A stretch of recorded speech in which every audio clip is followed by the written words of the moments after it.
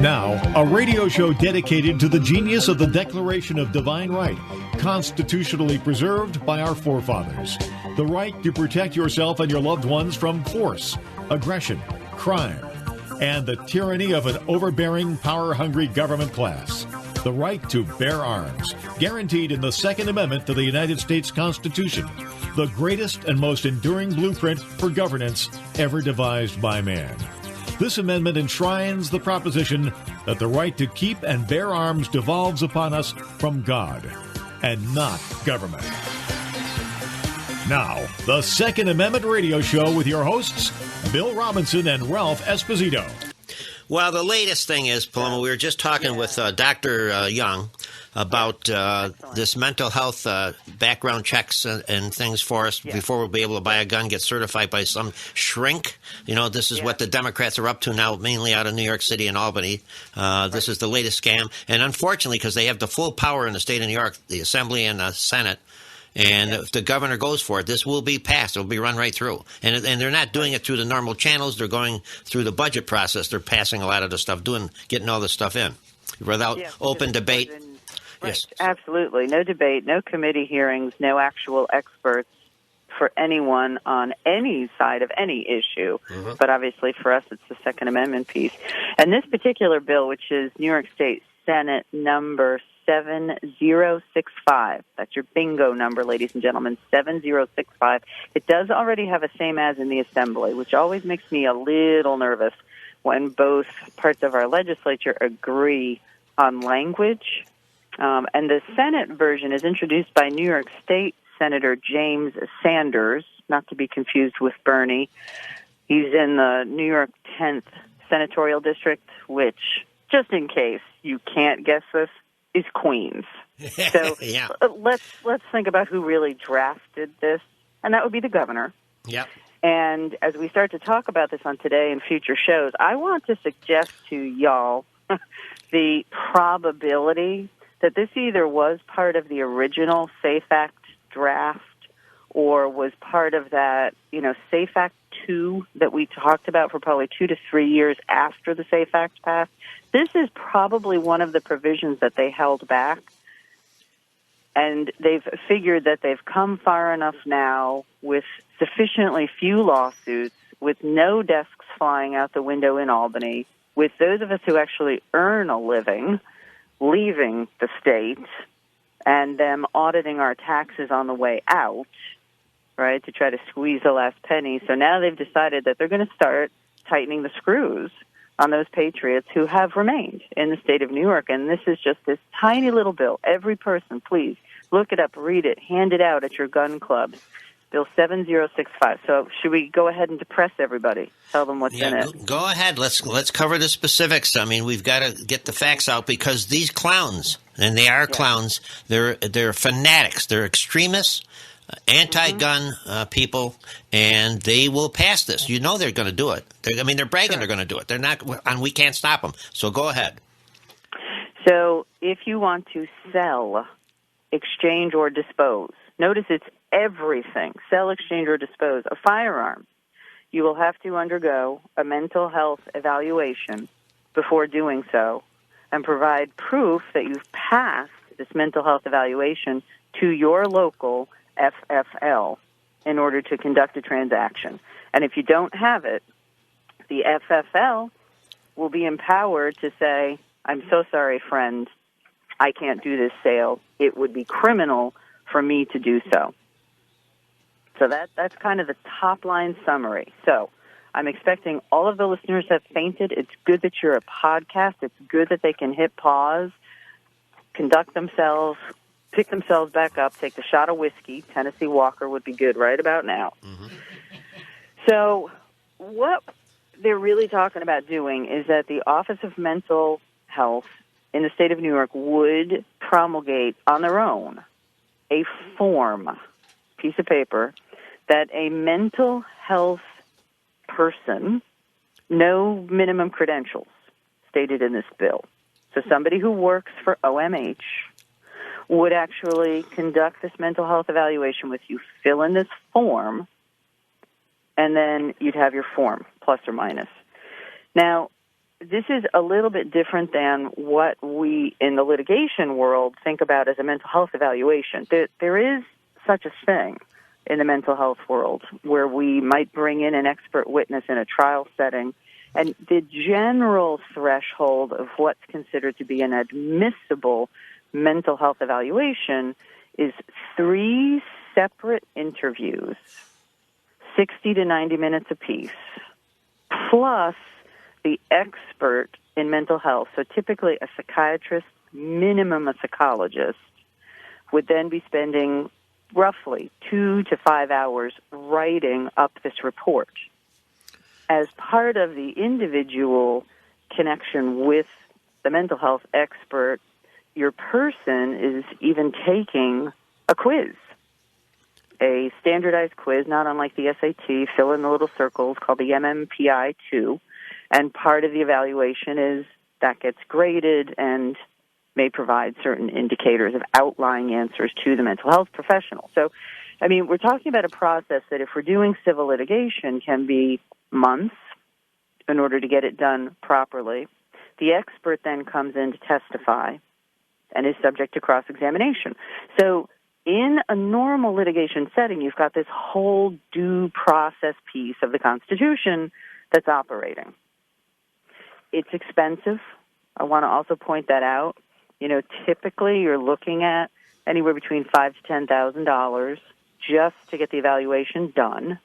You may end up having to pay extra money to bring the expert in, so put, another $5,000 would be just a good average on top of that. So if you're going completely to trial, including the expert testimony, we've got the attorney's fees, and then we've got the expert fees on top of it. This process that the state is proposing in the bill is that if you fail your mental health exam with OMH, you can file an Article 78 proceeding in civil court. So go to Supreme Court at your local county level, file your case. I'm just telling you straight out, you won't be able to do this by yourself. Oh, yeah. This is, we aren't talking about something that is wickedly more complicated than even a pistol permit denial that I know so many of our listeners do by themselves. And people get, their okay results, right? It's not something I would ever do by myself, but people do it. Some people do prevail. I'm telling you, you can't bring an Article 78 on a mental health issue by yourself. No, you have to hire. A lawyer. So, there's no way around it. Yeah. And this is a more complex proceeding than a pistol permit denial. In a denial case, you may end up calling, let's say, 1 or 2 character or fact witnesses who might be friends or family members. So what you're talking about here is a lawyer who's actually got to get the mental health expert engaged, get them hired for you. You've got to go do this report. You've got to then have an attorney. So you're probably looking at dropping about $30,000 to $35,000 if OMH says, in whatever this is going to be, their fill-in-the-blank form that this person at their office, where there's no minimum credentials stated. This could just be an intern in mental health for all we know, right, at the OMH, and then you've got to go spend that level of money. Now, I'm just going to give you a super quick counterpoint. So if New York State Senator Sanders was sitting in studio with us this morning, we were roundtabling, I know he's going to push back at me and say, well, Paloma, the bill doesn't say that you'd have to hire a lawyer or hire an expert. The person can just file their little piece of paper. Okay, and I'm going to tell you, with more than 25 years of litigation experience, including 8 years in courtrooms on mental health plus guns issues, this is what the judges are going to expect. They are going to expect you to come in with a mental health expert. Why? Because the judges are human beings also. They want to be able to go to church with you on Sunday morning. They want their communities to be safe. And so if we've got somebody from OMH saying this individual who wants to buy a gun is not safe, and you're going to go to court and say this person is safe, the legislature stuck 2 words in this bill, de novo, meaning new. What does that tell me? How the law is going to evolve as a result of this bill? It's going to be burden of proof on the petitioner to prove competency to have the firearm. It's not what it says. It's upside down of our system of justice, but I am telling you, the state of New York does not show up at Article 78 proceedings. You're going to have an empty chair, and the judge is going to get stuck looking at somebody like me, still fully licensed in New York, walking into that courtroom and say, Paloma, make me comfortable. Your guy looks good. Your gal looks fine. I know them in the community, but OMH said no. Yeah. Now, speaking of that, let's take a breather here. Yeah.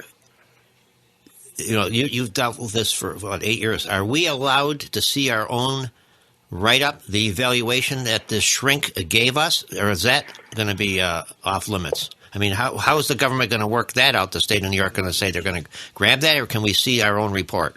Can't we see our own report? Whatever. Your thoughts on that? What are they going to do with that? The bill does not address it, and I'm going to say from my experience trying to get records, several of which we have sued for and still not managed to achieve, my gut is telling me no, that if you fail, OMH is not going to release the piece of paper. Yeah. No. And that's the other reason they did it de novo, is so that the state can simply tell you no with no explanation whatsoever, and then you have to walk into a courtroom, and your poor New York citizen, your poor New York State elected judge will be standing there looking at each other trying to guess, why is this person even here?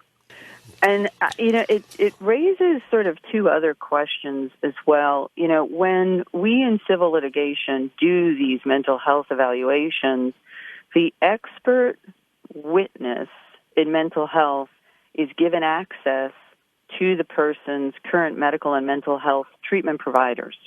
So, for example, the expert witness might contact your physician and say, Mr. Jones has reported to me he currently has a 10 milligram per day prescription for Ambien. Can you please confirm to me that prescription, and why did you prescribe it? Was it for mental health or medical reasons? So there can be this conversation and context, and you're not going to have any of that in whatever this mental health evaluation is. So let's assume that the first 100 men and women who walk into OMH for these evaluations are feeling defensive, nervous, scared. Who knows what's going to happen? Even just that one thing alone in a 5-minute interview may mean that your Democrat working at OMH, which is just the nature of the bureaucracy in the state of New York, says, oh my gosh, this person's making me nervous. This person sweated. This person had clammy hands when they shook my hand, right? Yeah. And so your perfectly normal human reaction to being placed in this abnormal setting may be enough that everybody's failing. Let's leave it this. It won't be comfortable. If they do pass this, folks, we've got to come down hard on the Democrats and come down hard on this rogue government we have in the state of New York. Anti-Constitution, anti-Bill of Rights government. This is dangerous territory they're getting into now, real dangerous territory. Go ahead, Paloma. Yeah. Do we have a minute just to pop a couple statistics? Yeah. So you said it may be going through as part of the budget process, which we do know New York does it that way. Oh, yeah. In 2019, NICS background checks in the state of New York numbered 355,374. So let's just call it 350,000 for the sake of simplicity. Some of those are going to be duplicate background checks. Some collectors, for example, might have had 10, in a year. So it's not necessarily 350,000 people. But even if we loped it down to 275,000 people or 300,000, just call it an easy number for our radio conversation, 300,000 interviews. Because there's nothing in this bill that says once you have a certificate, it's good even for 12 months. The way this bill reads, you're going every single time you want to purchase a firearm. So let's just take those NICS background numbers and let's say they've got to do 300,000 interviews at the New York State Office of Mental Health. Let's assume a really hardy fail rate. So if in the general population, widely reported through the past 30 years, the U.S. Department of Justice, we use the figure 1 in 8 are diagnosed even with transient mental illness. So it could be, for example, passing depression with a little d. Your spouse of 30 years has passed away. On a given period of months, you might qualify. So DOJ, we generally think of it as 1 in 8. So take 300,000. You've got 1 out of 8 of 300,000. You just think about how many interviews have to be conducted. You think about the size of OMH. And you look at the last several years where the only thing that the SAFE Act added to OMH duties was your Section 9.46 secret reports that got made, which were relatively low numbers in the scheme of things, right? Yep. You're also talking about how are those numbers going to blow into the judiciary. Well, yeah, I don't understand how either OMH or the New York State court system is going to handle, because I don't know that our people would take a fail lightly. No, this is not. They're going to have more problems than they've ever had, these Democrats in the state of New York. I can just tell you that right now ahead of time. People are saying, we've had enough. We've had enough of these goofballs out of New York City telling us how to live from the time we get up in the morning to the time we go to bed at night. In all ways, they just will not leave us alone. They have to control us. And people are getting fed up with it. That's why we have so many moving out of the state of New York every week. I mean, they can't take it anymore. They're out of here. And I want to add one more quick thing. This audience who knows me knows I don't speculate. I don't like doing it. I don't want to fuel fears. But I really think we are far enough downstream with this bill that we should, as part of responsible conversation, ask ourselves, okay, so let's just assume the individual will not get a copy of the report. Is this report going to get transmitted automatically to the local district attorney's offices for them to request warrants to go in for confiscation of all firearms on premises? Because while this bill says the individual customer can go to court for a de novo Article 78 proceeding, there is no language in this bill that prohibits the form being used in any other proceeding, including criminal proceedings initiated by the state of New York. Mm-hmm. So I'm not a fearmonger. I really dislike that aspect of Fox News, much though I watch it, okay? But on this one, I have to make the play call that we really are about to hit the wall at 180 miles an hour in the state of New York, because there isn't much further than you can go beyond this bill if it passes, short of door-to-door confiscation. I think this is the bill that gets you into that zone. Now, I have to tell our listeners at this point here, I mentioned this to them, you've got to pass the word around to all the gun guys people out there. Anyone who owns a gun, is going to be purchasing a gun, has collections, whatever, they need to listen to this show, pass the word around, listen to this Second Amendment show, so you got kind of an overall view of what's going to happen here. What's most likely going to happen, because they're bragging, folks, that they're going to pass this through, and we can't stop them by voting. It's over. We can't do it in the state of New York. So these arrogant, obnoxious Democrats are going to run this right through, and the Republican Party can't stop them right now. So go ahead, Paul. And I disagree just slightly on that. I am still sort of in that. We really have not stretched the limits of activism. I mean, we have not even gotten to the point of taking things out of the Democratic playbook. Republicans are making no sit-ins. Nobody's getting carried away. Nobody's getting arrested. I mean, give me a break, right? So, we want to say, oh, it's going to pass. And I'm still on the no, it's a bill. And until and unless the Republicans and the conservatives and just the moderates in New York actually take a stand against pieces of legislation like this in a way that starts making the national news, then definitely you should just move.